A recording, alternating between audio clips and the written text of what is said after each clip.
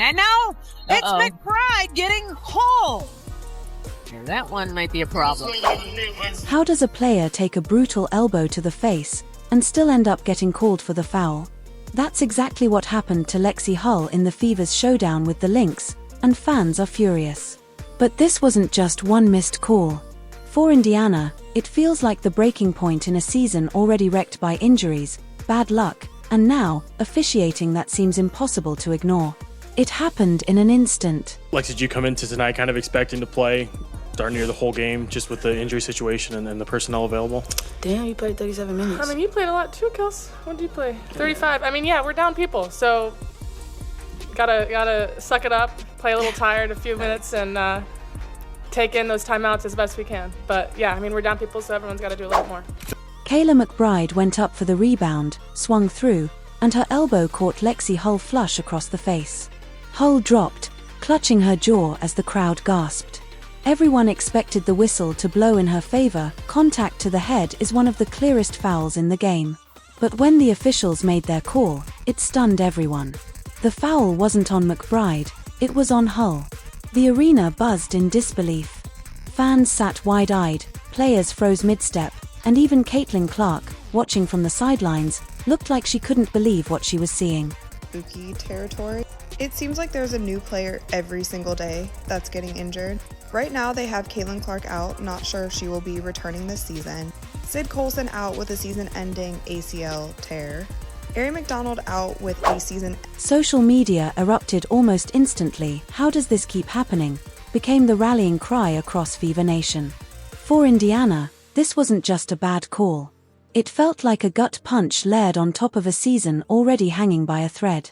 A team playing through exhaustion, patched together with hardship signings and grit, was now getting punished for simply absorbing hits. And this time, the blow landed squarely on Lexie Hull. The truth is, Indiana didn't even step into Minnesota at full strength, they limped in. Caitlin Clark was still sidelined with that stubborn groin injury. Sophie Cunningham, done for the year. Chloe BBY, Sydney Coulson, and Ari McDonald, all sidelined. We've had 3 players in the last I don't know how many days, and 2 of those players are point guards, so not really. But you know, at the same time, our ability to make plays out of what we have, right? I think a lot of our spacing allows players to do what they do best, creates opportunities for them to be successful, and then it's just making the right reads and finding the right pass, you know, on time, on target. And some of that is with experience with your teammates, and some of that is instinct. And so we are trying to do as much as we can to put players in position to use those instincts. Wasn't intentional. Okay, give it a flagrant one. I understand it. She wasn't trying to do it. Cool. But this was intentional. All right? She had malice on the heart with this one. Bad intentions. Okay? She was trying to wreck some stuff up there doing this. Hey, let's just keep it a grand, man. Let's just keep it a grand. Kayla McBride was trying to knock Lexie right on her booty cheeks, but That's practically a starting 5 watching from the bench in street clothes. And it didn't stop there. Odyssey Sims suited up even though she could barely move on one leg, because the roster was so thin there simply wasn't another choice. Shea Petty, signed midweek, was thrown straight into heavy minutes before she'd even unpacked her bags. Aerial Powers, another late addition, was thrust into the fire without a second to build chemistry. This wasn't a rotation, it was survival basketball. Every possession looked like it came with a price. Rotations were a step slow because these lineups had never played together. Every drive burned twice the energy because the bench couldn't provide relief. And every mistake carried the weight of a playoff race slipping away. For the Fever, this wasn't just another night on the schedule. It was holding the season together with duct tape and hoping it didn't snap. Then came the moment that lit a fire under everyone. Hull locked in on defense, fighting through screens, doing exactly what coaches beg for. McBride swung to create space, and her elbow connected squarely with Hull's face. The sound alone made the crowd wince. Lexie hit the floor, stunned, and for a split second, the game froze. By the book, this is where officials stop play, review the footage, and call it what it was.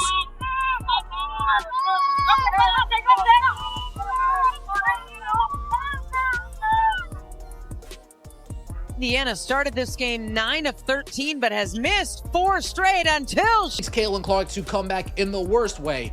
Not only if they want to save this, if they want to even play in mid to late September. This isn't a playoff team, what we're watching right now. This isn't a playoff team. This is a Kelsey Mitchell, please save us team. Kelsey Mitchell, we need 40 and 10. 40 points, 10 assists from you every night to be in the playoffs. We need a Herculean effort in the second half. We need Lexie Hull catching fire late in the fourth quarter and in overtime for this team to continue to stay. Game happens in the WNBA. Somebody's getting abused, somebody getting beaten, somebody is getting hurt. Contact to the head, a dangerous play, and a foul on McBride. But instead, the whistle went the other way. The player who took the hit was the one punished for it. The reaction was instant. Fever players threw their arms in disbelief, the bench erupted, and fans online turned the clip into Exhibit A of what they see as a growing bias against Indiana. And when the referees did go back to the monitor, the result only added fuel to the fire. A half-hearted adjustment, a technical assessed, but still no real accountability for the elbow that left Hull shaken. To the Fever, it felt like the officials were admitting something went wrong without having the courage to actually name the culprit.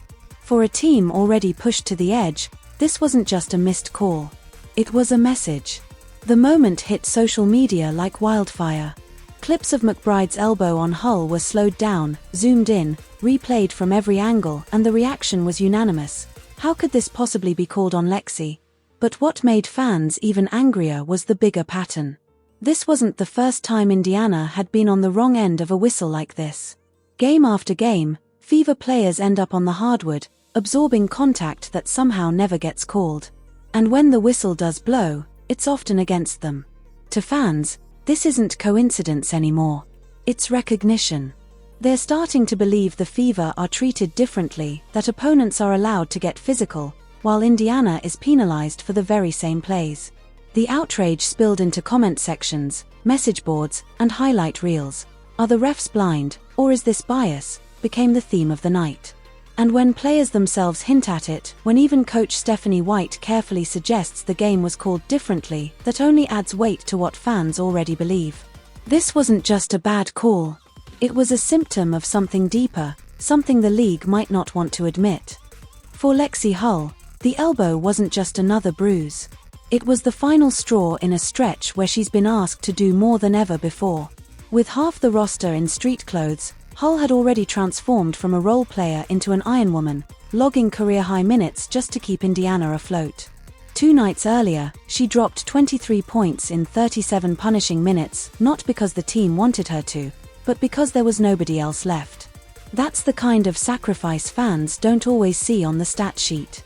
Fighting through fatigue, absorbing contact, chasing stars on defense, and still being asked to knock down shots on the other end. And then, after doing everything right, she takes an elbow to the face, and gets punished for it. After the game, Hull didn't hold back. Her message was simple: players are putting their bodies on the line every single night, and the least the league can do is protect them. She didn't ask for favoritism. She asked for consistency. Call it the same way, no matter who's wearing the jersey. For a player who built her career on grit and detail, being told to play through it while refs turned away wasn't just frustrating, it was insulting. And that's when the anger that fans saw in her eyes spilled into her words. Hull wasn't just playing hard anymore. She was demanding respect. Every conversation around the Indiana Fever eventually circles back to one name, Caitlin Clark. For weeks, she's been the ghost hovering over every game, the missing piece fans whisper about while the team tries to survive on scraps. And then, in Minnesota, the ghost reappeared. Cameras caught Clark back on the floor, dribbling in practice gear, moving with teammates, warming up like she hadn't missed a beat. To the casual eye, it might have looked like nothing. To Fever fans, it was everything. That short clip ignited hope across the league. Social media flooded with comments dissecting her body language, her stride, even the way she bent her knees on a jumper. Was she favoring the injury? Was she moving freely? Was this the sign everyone had been waiting for? One 30-second video turned into an entire day of speculation. Because everyone knows the truth, the Fever without Clark fight to survive. The Fever with Clark are a completely different animal. Look at the numbers. Without her, possessions look disjointed, Mitchell forced to create every shot, Boston smothered inside, Hull asked to generate offense that isn't her natural role. Add Clark back into the mix, and suddenly defenses have to stretch the floor. Shooters get open, Boston gets one-on-one space, and Mitchell finally has a partner to share the scoring burden. Clark isn't just points and assists. She's gravity. She warps the defense, bends the court, and makes her teammates sharper just by being out there. And yet, there's a deeper layer. Clark's return isn't just about the stat sheet, it's about identity. This team has been defined by injuries, hardship signings, and pure survival for weeks. Clark represents something bigger: control, stability, a sense that the Fever are back to being a team, not a patchwork experiment. That's why every update, every clip, every whisper matters so much. But here's the uneasy question hanging in the air: even if Clark returns at full strength, can her brilliance actually outweigh everything else stacked against Indiana? Injuries heal. Offense can click again. But whistles? Those don't always change. And right now, the refs are a battle all on their own. The elbow to Hull wasn't just one ugly moment. It became the latest chapter in a story fans claim they've been watching all season long. Because to them, this isn't about bad luck, it's about a pattern. And patterns are harder to ignore. Think about it. Time after time, Fever players take heavy contact in the paint, on drives, defending screens, and no whistle. Then, flip the jersey color, and the same level of contact suddenly becomes a foul. To the fans, that doesn't feel like human error anymore. It feels like selective vision. And when the same team is always on the wrong side of those calls, it doesn't take long for the word bias to start trending. Now, to be clear, there's no hard evidence of anything malicious. But the perception is real, and perception is what drives the conversation online. Fans point to specific clips, compile threads of questionable whistles, and say the same thing: it's open season on the Fever. The idea spreads, gains traction, and before long, it becomes a narrative the league can't easily shake. Even Indiana's own coach has added fuel, without meaning to. Stephanie White hasn't outright accused the officials of favoritism, but her careful phrasing, saying the game was called differently, is enough for fans to run with. It's the kind of comment that validates what people already suspect, even if she never meant it that way. And this is where the league faces a dangerous line. Because once fans believe officiating is tilted, every future whistle gets filtered through that lens. A no call on Boston in the paint. Proof. A foul on Mitchell after she takes contact. Proof. An elbow to Hull punished against Hull. The ultimate proof. Some say it's incompetence. Others say it's an unconscious bias against a team still trying to earn respect. And the most frustrated fans whisper something darker: that the league doesn't want Indiana, a young rebuilding team, dictating playoff drama just yet. Whether that's true or not almost doesn't matter. What matters is the speculation keeps growing. And right now, the Fever aren't just fighting opponents. They're fighting fatigue, a shredded roster, and the perception that the stripes on the floor are tilting the balance against them. The Indiana Fever have fought through more in one season than some teams face in a decade. Injuries have shredded their lineup, officiating has tested their patience, and now even their toughest players are breaking their silence. Lexie Hull's frustration isn't just about one elbow, it's about months of sacrifice, bruises, and battles that too often feel one-sided. But now, the entire season may hinge on one thing: the return of Caitlin Clark. Her presence could flip the script, give Indiana the firepower it desperately needs, and remind the league what this team looks like when it's whole. Still, even Clark can't control the whistles. And if the bias fans believe their seeing continues, the Fever's fight might not be enough. So the question hangs in the air: when Clark finally steps back on the floor, will her brilliance be enough to overcome injuries, fatigue, and officiating that feels stacked against them? Or will this season go down as one of the grittiest, most heartbreaking playoff pushes in WNBA history? Let us know what you think in the comments. Are the Fever being unfairly targeted, or is this just bad luck piling up at the worst time?